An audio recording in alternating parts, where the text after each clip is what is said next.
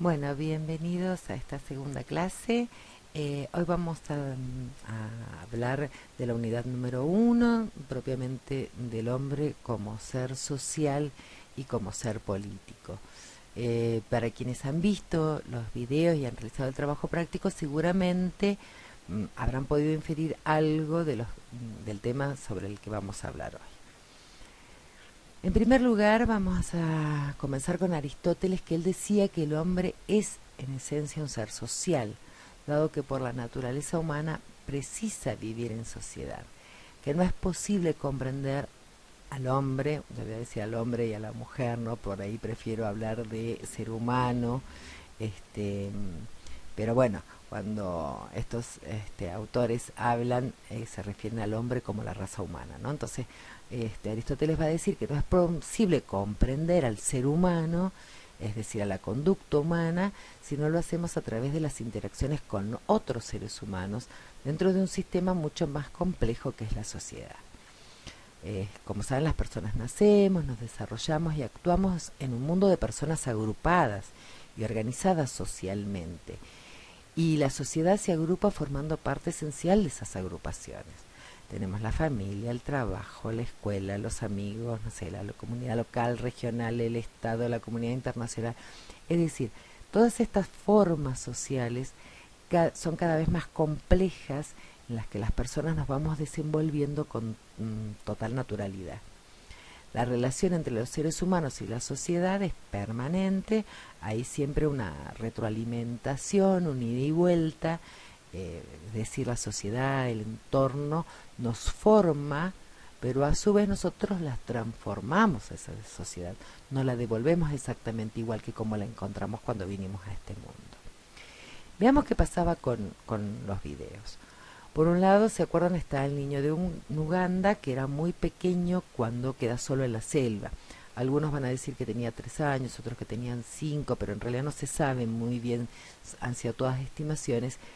Y en realidad, como era muy chiquito, todavía no había completado la sociabilidad primaria que todas y todos recibimos en nuestra primera infancia, ¿no? Que es tan importante y que es precisamente durante esta primera infancia que desarrollamos el lenguaje y la capacidad de representación, es decir, esa capacidad que nos permite poder tener pensamientos abstractos, por ejemplo, si yo les digo árbol, ustedes automáticamente tienen una representación mental de lo que es un árbol, no hace falta que lo tengan enfrente para saber de qué estamos hablando. Y ni qué decir si hablamos de cuestiones abstractas, ¿no? Como los sentimientos o como la justicia, el bien, el mal. Bueno, esas capacidades forman parte del desarrollo humano y se dan en contextos de sociabilización. Es también en este periodo en el que aprendemos a vivir en sociedad. Fíjense, por ejemplo, los niños cuando van al jardín de infantes. Es ahí donde van a aprender a relacionarse con otros niños, a ir incorporando las normas de convivencia en la sociedad. Por ejemplo, qué sé yo, mediante juegos que tienen, el que tienen que esperar su turno, el que tienen que compartir, y junto con ese lenguaje van desarrollando habilidades sociales. Y junto con el lenguaje también van a ir aprendiendo y aprendiendo con H, ¿no? De aprehensión, la cultura y todo lo que implica, es decir, todo lo que son los usos, las costumbres, las normas. Los niños no necesitan, fíjense ustedes, aprender a, qué sé yo, a encender el fuego con 2 ramitas, y esto no solamente porque existe el encendedor o los fósforos, sino porque los conocimientos que las generaciones anteriores han ido desarrollando nos la han ido transmitiendo mediante el lenguaje. Por ende, el lenguaje nos permite acceder a la cultura de una sociedad. Mientras que en el caso de la película del náufrago, el protagonista es un hombre grande, ya cuando llega a la isla, que ya había atravesado todo el periodo de sociabilización, y justamente es eso, son los conocimientos previos que tenía antes de llegar a la isla, lo que les permite a él sobrevivir, porque él sabe cómo encender el fuego, cómo pescar, Incluso fíjense ustedes eh, el tema de la sociabilidad y esta necesidad de hablar con otras personas, de estar con otros seres humanos, de tener ese contacto con el otro, es que él termina poniéndole, bueno, Wilson a la pelota y lo transforma en su amigo, el con el que él habla y le va contando todo lo que siente, lo que sucede y lo que piensa. Entonces, si bien en los dos videos, más allá de que uno es un hecho documental, el otro es ficción, aunque dicen que está basado en una historia real, pero bueno, pero ficción al fin, si bien en los dos casos ambos protagonistas permanecen largos periodos en absoluto aislamiento, el periodo de sociabilidad que traen previamente, todos esos conocimientos que traen previamente, es lo que, a quedarse solos, ¿no? Es lo que les marca la diferencia. Y uno en este caso, el del náufrago, puede reincorporarse rápidamente a la sociedad, mientras que el otro, el caso del niño, no es así. Y le demanda muchos años aprender cuestiones básicas y hay otras habilidades que no las va a poder desarrollar nunca, por más triste que sea, porque le ha faltado ese periodo de sociabilidad. ¿Sí? Entonces hay algo en lo que estamos todos de acuerdo, hay algo que los historiadores, que los antropólogos también con los aportes que han hecho a la ciencia han estado de acuerdo y nos han demostrado, y es que el hombre es un ser social. Y recuerden, Aristóteles va a decir que no solo es social, sino que también es político, porque dentro de esa sociedad precisa de algún tipo de organización política para poder sobrevivir. Ahora bien, nos podríamos preguntar entonces cuál es la causa eficiente o que está en el origen de esa sociabilidad humana. Y básicamente nos vamos a encontrar con tres tipos de respuestas, ¿sí? Por un lado tenemos a la teoría contractualista, a la teoría naturalista y a la teoría del derecho natural. Empecemos con la teoría contractualista. Esta va a aparecer allá por los siglos XVII, XVIII, durante el periodo de la Ilustración. Y encontramos como máximos exponentes, que no quiere decir que sean los únicos, sino que son los autores que más han escrito y han desarrollado sus teorías, que son Hobbes, Locke y Rousseau. Y ellos aseguran que el hombre vivió durante mucho tiempo en un estadio, en un estado, no estado como organización política, sino como condición, ¿no? Como situación, en un estado de naturaleza, ese estadio de naturaleza, hasta que en algún momento hicieron un pacto, un contrato social. Y ahora veamos por qué lo hicieron y para qué. Sin embargo, ustedes van a ver que hay ciertas diferencias entre cada uno de estos autores. ¿Por qué? Porque si bien todos están de acuerdo con el contrato social y que antes había un estado de naturaleza, las diferencias van a estar dadas básicamente en que si un autor considera que la situación de partida de los hombres en ese estadio natural era muy mala, es decir, antes del pacto social, ¿no? Esa situación era muy mala, entonces va a considerar que los hombres debieron aceptar cualquier pacto que pusiera un poco de orden, por muy injusto que fuese, porque el estado natural, dice, era peor. En cambio, si encontramos un autor, que ya vamos a ver quién asume cada postura, ¿no? Que considera que en el estado de naturaleza el ser humano vivía aceptablemente bien, el pacto contrato social debe ser ciertamente beneficioso para los hombres. Y esta es la clave para entender las diferencias entre los tres autores contractualistas. Bien, Hobbes, en su libro El Leviatán, que el Leviatán es un nombre de un monstruo bíblico, ¿no? Que tiene un poder descomunal, él ahí va a establecer su doctrina de derecho moderno como la base de las sociedades y de los gobiernos legítimos. Hobbes plantea que la naturaleza hizo a los hombres iguales en cuerpo y espíritu, ¿no? Va a partir de esta cuestión de la igualdad, que tal vez algunos son más fuertes que otros, pero que todos son iguales, aunque algunas diferencias se dan en cuanto a la prudencia, el lenguaje o los conocimientos, pero ninguno, dice él, va a reconocer que otro puede ser más inteligente o más sabio que él mismo. Todos tienen la misma expectativa de alcanzar las mismas cosas, pero como la pueden disfrutar ambos, surge la discordia y se convierten en enemigos.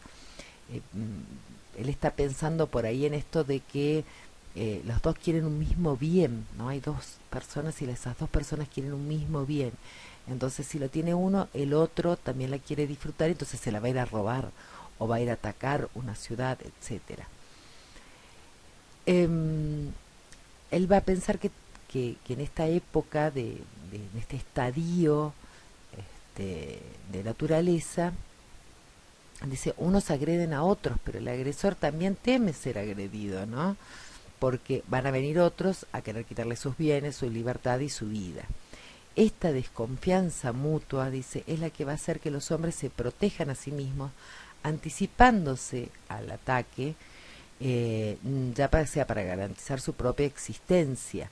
Entonces eso va a justificar, va a parecer que es justo que aniquilen a otras personas por salvar la vida propia. También debe atacar para perdurar, es decir, los hombres pretenden que los demás lo consideren tanto como él lo hace sobre sí mismo y va a intentar por todos los medios imponer su valor y su poder por sobre las demás personas. Entonces es así como el estado de naturaleza, en este estadio previo al pacto social, o pacto contrato social, dice, van a estar en este estadio de naturaleza, van a estar presentes tres fuerzas que son las que provocan las guerras entre los hombres. Estas tres fuerzas son la competencia, la desconfianza y la gloria. La competencia lleva a atacarse por un beneficio, ¿no? Yo ataco a otro para mi beneficio porque, no sé, le voy a robar algo, le voy a quitar algo. La desconfianza, que es por la seguridad, me vuelvo desconfiado ante el otro para poder preservar mi propia seguridad. Y la gloria, simplemente por la fama. La competencia usa la fuerza para dominar, la desconfianza usa la fuerza para la defensa y la gloria la usa solamente para algo personal, porque no quiere sentirse humillado en su reputación. De esto deriva un estado de guerra permanente, de unos contra otros, una guerra de todos contra todos, ¿no? Los hombres viven con la única seguridad de que su fuerza va a ser usada contra otros. Por eso es que él habla de que el hombre es el lobo del hombre. Y así la sociedad no es posible, dice, es un caos, es una guerra de todos contra todos. La vida cotidiana carece de sentido, no se emprenden trabajos colectivos ni se piensa en el futuro porque es todo efímero.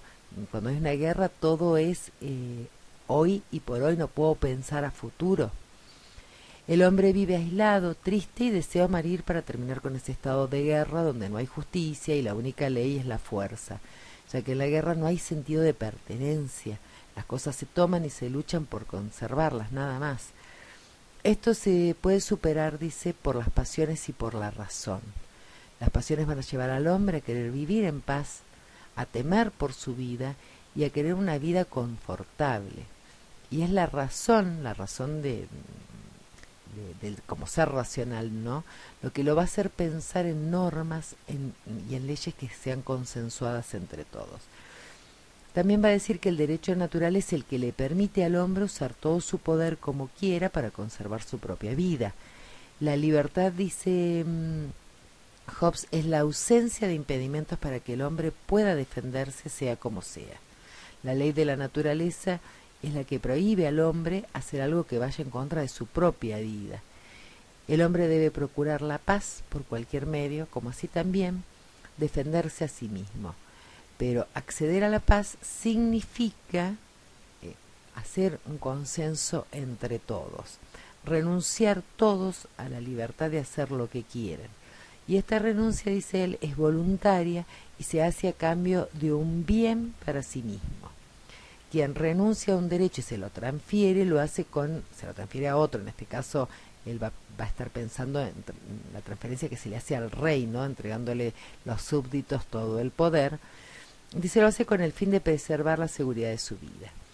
Este derecho se lo transfiere y esa mutua transferencia se llama contrato, que se expresa, dice, con palabras en cualquier tiempo por un acto voluntario, pero con la obligación de cumplirlo ante el temor de que el Estado civil ejerza sobre quien no lo cumple toda la fuerza coercitiva. Lo que él va a proponer y que va a encontrar como única solución para esta guerra del todos contra todos en el estadio de naturaleza, es un Estado absolutista, una monarquía absoluta, donde haya una sola persona que concentre todo el poder, como es el leviatán, ¿no? Que en este caso sería el rey, frente a los súbditos. Los súbditos se lo van a entregar voluntariamente, dice él, porque es la única forma que encuentran de sentirse protegidos. Aunque este sistema sea injusto.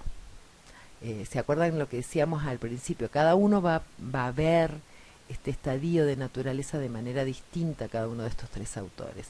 Entonces, como él lo ve como que en ese estadio de naturaleza era todo un caos, toda una guerra, dice, bueno, no importa que la monarquía absoluta sea muchas veces un régimen injusto, simplemente es mejor que lo que había antes.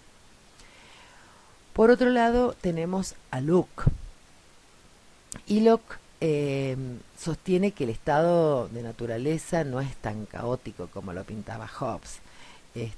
Por ende, dice, él entiende que el pacto contrato social, los individuos no es como que le regalan todo el poder como pasaba o pensaba Hobbes, sino, dice, él va a decir, los individuos le van a ceder, simplemente ceder parte de ellos, se lo prestan, ¿sí? Al Estado, por un rato se lo prestan. Y entonces, dice, va a decir que el Estado puede mediar en los conflictos humanos, pero siempre respetando dos cosas que para él son fundamentales: la vida y la propiedad privada. Porque de lo contrario, dice, sería absurdo que las personas le cedieran la voluntad a un Estado para que les diera protección y seguridad frente a otros seres humanos, ¿no? Si va a ser el mismo Estado el que va a poner en peligro la vida y la propiedad. Entonces él propone una monarquía parlamentaria que sea provisoria, ya que esto le va a permitir a los hombres que le retiren al monarca el poder cedido si no cumple con sus obligaciones. Desde este punto de vista, ¿no?, de Locke, el individuo es anterior al Estado. El Estado surge último, como consecuencia de este acuerdo, convención o contrato que existe entre los hombres, ¿no? Por ende, el Estado solo tiene sentido a partir de los intereses de los individuos. Entonces los derechos colectivos no pueden ser prioritarios por sobre los individuales. Él va a decir que el Estado tiene que estar al servicio de los individuos y para proteger la libertad y la vida. Estas postulaciones, esta postura teórica de lo que también es contractualista, pero que él ve al estado de naturaleza de manera distinta a la que lo veía Hobbes y propone cosas distintas. Estas ideas de Locke son las que van a sentar las bases para la doctrina liberal, para el liberalismo clásico, que ya lo vamos a desarrollar en la unidad número 4. Y finalmente tenemos a Rousseau. Rousseau es francés, a diferencia de Locke y Hobbes, que eran ingleses, y va a surgir en el siglo XVIII, a diferencia de los anteriores, que son del siglo XVII, ¿no? Y Rousseau propone un pacto social totalmente diferente, ya que él considera que el ser humano, en ese estadio de naturaleza, en ese estado natural, vivía muy bien, vivía feliz. Era lo que él denomina un buen salvaje, ¿no? O sea, esta persona que vivía en total armonía con la naturaleza. Entonces sostiene que ese estado de naturaleza los hombres eran esencialmente buenos, que eran buenos por naturaleza, y que justamente la conformación de las sociedades, esta cuestión que se va complejizando cada vez más en las relaciones sociales, donde se encuentran los vicios y por ende el hombre se va a pervertir. Pero Entonces, si el hombre vivía tan felizmente, ¿por qué necesitaría de un contrato social? Bueno, porque él dice, hay algunos obstáculos en la naturaleza, algunos, no sé, ciertos cataclismos naturales que precisan de la colaboración de los hombres para poder subsanarlos. Por ejemplo, no sé, acá en San Juan, nosotros vivimos en un lugar donde el agua es un bien muy escaso. Entonces él dice, bueno, los hombres van a precisar construir diques y para construir diques necesitan ser solidarios entre ellos mismos, ¿no? Hacer algo en conjunto. Y para eso necesitan de un pacto, de un contrato social, para poder vivir en una sociedad mejor.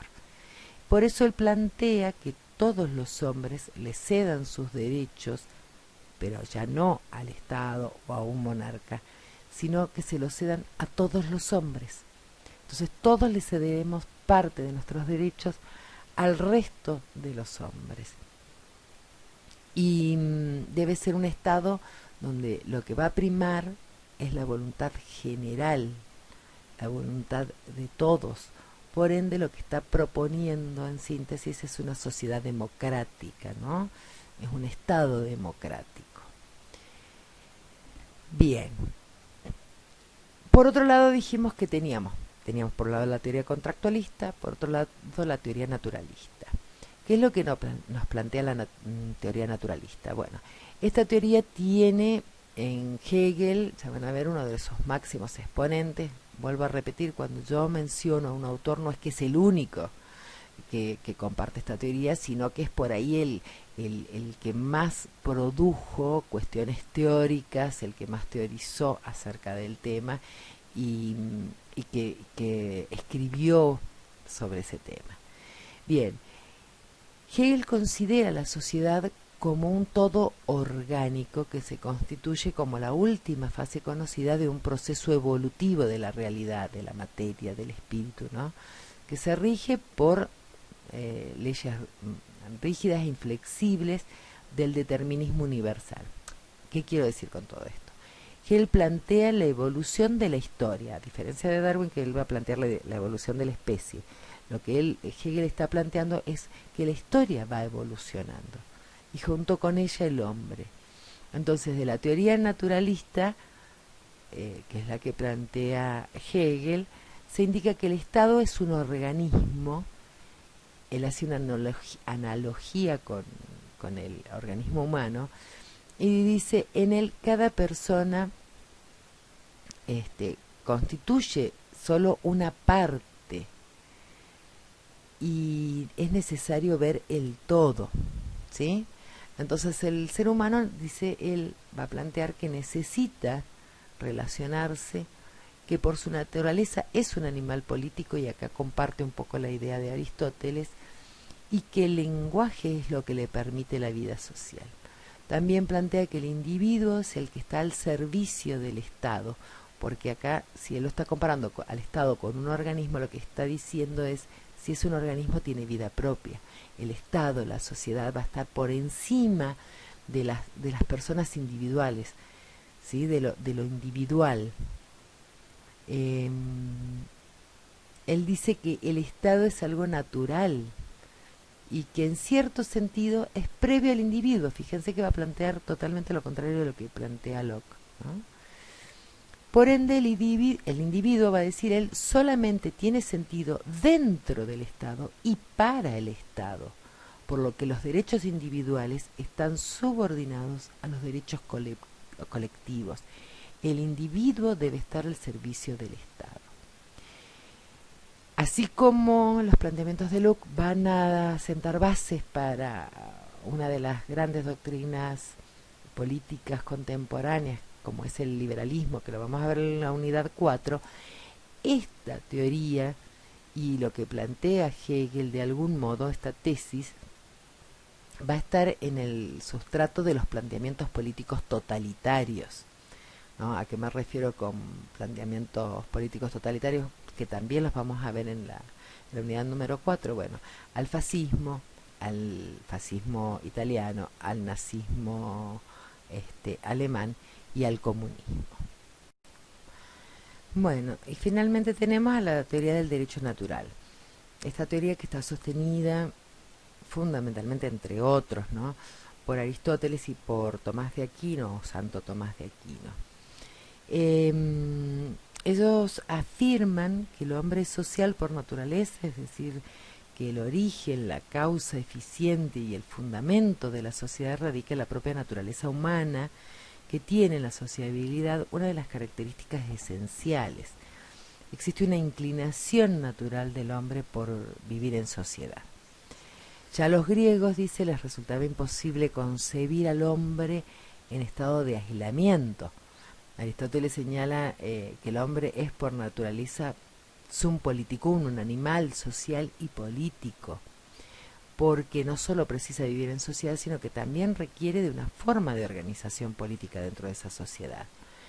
Y el ser humano nace ubicado en una familia, va a decir, en una sociedad civil determinada, por necesidad natural.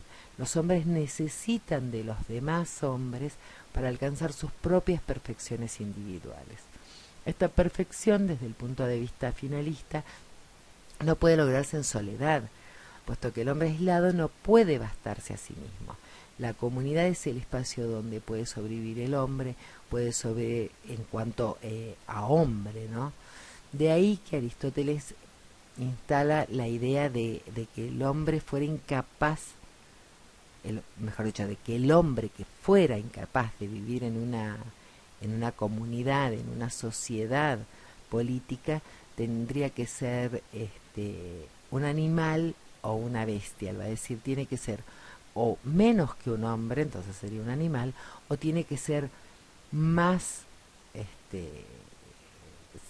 sería un animal, una bestia, o más que un hombre, y para eso tendría que ser un dios. Solamente así podría vivir por fuera de la polis, ¿no? Acuérdense que Aristóteles lo ubicamos allá en el siglo V antes de Cristo, en la Grecia antigua. Por otra parte, Santo Tomás de Aquino apunta 3 razones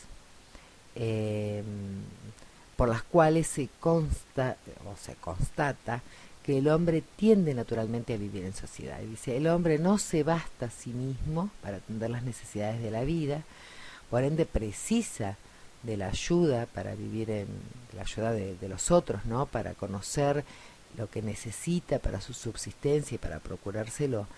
Y es esencialmente comunicativo, como lo demuestra el hecho del lenguaje.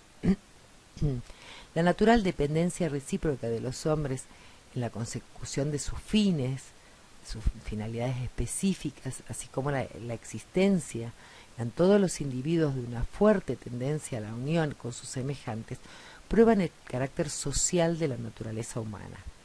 De hecho, los hombres ya nacen en el seno de una sociedad, va a decir Santo Tomás de Aquino. Al principio de la vida la necesitan, obviamente, para poder subsistir, y cuando llegan a la edad adulta no se pueden separar de ella totalmente, sino con grave perjuicio de su bienestar físico y espiritual. Dice, la constitución corporal y anímica del hombre condiciona su propia supervivencia a la ayuda de los demás durante un tiempo incomparablemente más largo que los demás animales. Incluso, dice él, el despertar y el desarrollo de sus facultades espirituales dependen estrechamente de la ayuda y enseñanza de sus congéneres. En este sentido, la madurez psicológica del entendimiento y de la voluntad está condicionada por la ayuda de los demás, ¿sí? Por lo que sería muy difícil distinguir de un irracional al individuo humano que hubiese crecido en soledad. Gracias al lenguaje podemos heredar los conocimientos, las técnicas, los valores que la humanidad ha ido perfeccionando durante siglos y que ningún individuo podría alcanzar partiendo en solitario, de cero. Pero este instrumento natural, que es el lenguaje, únicamente se actualiza como tal, como lenguaje humano, en el marco de la sociedad. Por consiguiente, más allá de la propia supervivencia, la existencia digna, la existencia humana en cuanto tal, implica la satisfacción de una serie de necesidades materiales y espirituales. Él va a hablar de necesidades morales y culturales que sí exigen naturalmente la sociabilidad. El origen de la sociedad pues natural, dice él. Además, el hombre no solo necesita recibir de los demás, sino también dar, comunicar, compartir. La propia condición del ser humano hace de él un ser naturalmente social y nacido para la convivencia. La persona es un ser que siente la necesidad de relacionarse con los otros hombres, de mantener con ellos relaciones interpersonales. De este modo, la sociedad es una exigencia de la persona, no solo en razón de sus necesidades materiales y espirituales, que no podría satisfacer en soledad, sino más profundamente en razón de su propia perfección y plenitud, que se comunica y expande en la mutua comprensión y amistad.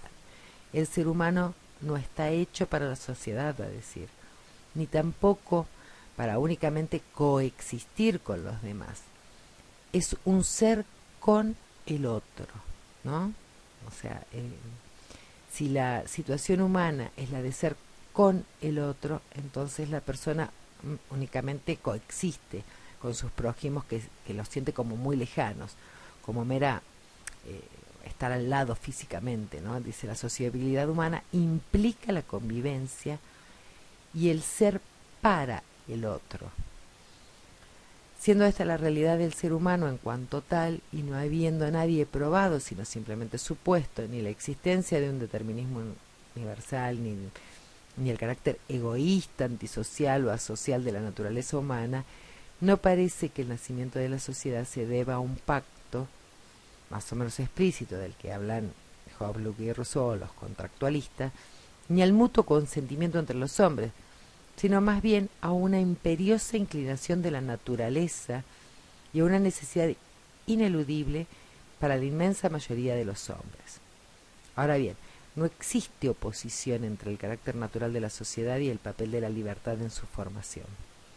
La sociedad humana en general, va a decir Santo Tomás, es una institución natural fundamentada en la naturaleza humana. La naturaleza explica la sociabilidad, es decir, la exigencia necesaria de la sociedad por parte del hombre. Pero libremente y por mutuo acuerdo o convención, los hombres fundan o establecen sociedades concretas y particulares que tienen elementos esenciales, geográficos, culturales o históricos específicos.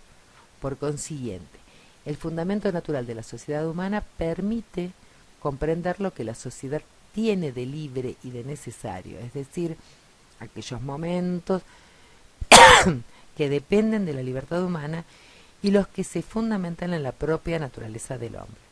Podemos definir entonces a la sociedad como la unión de varios hombres que cooperan de una manera estable para la consecución del bien común. Tomando el derecho natural como instrumento, va a aparecer la teoría del derecho natural. Y esta teoría del derecho natural para la transformación de las estructuras básicas de la sociedad fue constantemente utilizada para postular cambios políticos y sociales de gran importancia. Las leyes naturales y el derecho natural, confundidos con las ideas de cada autor al ser entendidas como luces de la razón moderna, recuerden que estamos hablando de la época de la Ilustración, ¿no? De la época donde aparece la luz de la razón, fueron invocadas para defender el absolutismo, el constitucionalismo, el liberalismo y el primitivo socialismo, o sea, dependiendo de cómo cada uno lo entendiera. Por eso esta primera unidad lo que intenta, o lo que intentamos con esta primera unidad, es que ustedes entiendan cuáles han sido las grandes posturas de los distintos autores para entender cuál es esta naturaleza social del hombre que nos hace vivir en sociedades, y dentro de esas sociedades la necesidad de un Estado que nos organice políticamente. Para esa razón está puesta esta unidad. Todo esto que yo les acabo de decir, se los voy a dejar por escrito para que ustedes lo tengan como material bibliográfico, ¿sí? Para que puedan leerlo, eh, irse sacando las dudas, irlo desmenuzando un poquito y cualquier duda que tengan me preguntan. Bueno, nos vemos en la próxima clase.